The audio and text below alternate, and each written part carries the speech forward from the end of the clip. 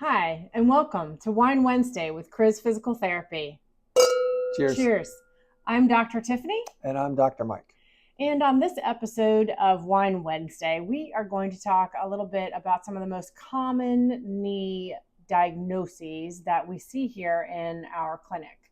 And I would say probably predominantly we see quite a bit of people that have arthritis and maybe trying to prevent having to have a knee replacement.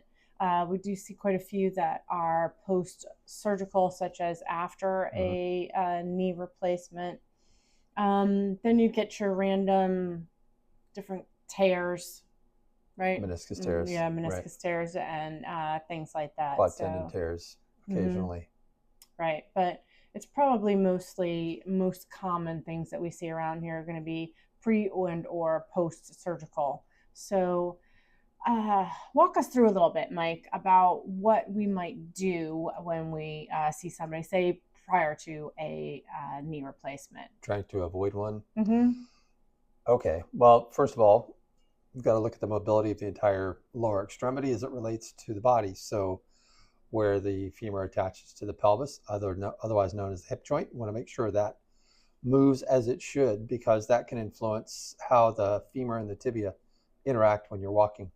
Also, we want to look at the four joints that we consider to be the knee, which is where the kneecap attaches to the femur and where the femur attaches to the tibia. And then the small bone on the outside, the fibula, attaches to the tibia at the top of the knee and at the ankle. So all of those joints have to be able to move freely for the knee joint to be efficient. And if we can restore some of those free moving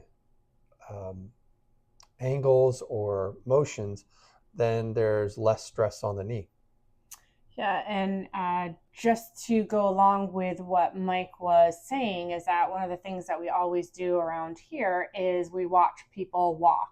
And so that way, as we are watching them walk, we can see how their lumbar spine reacts, how their pelvis reacts, how their hip reacts, what's going on at the knee and what's going on at the ankle and the foot, the whole chain. We do look above that also, but that gives us a better idea of exactly how that might be affecting their knee joint.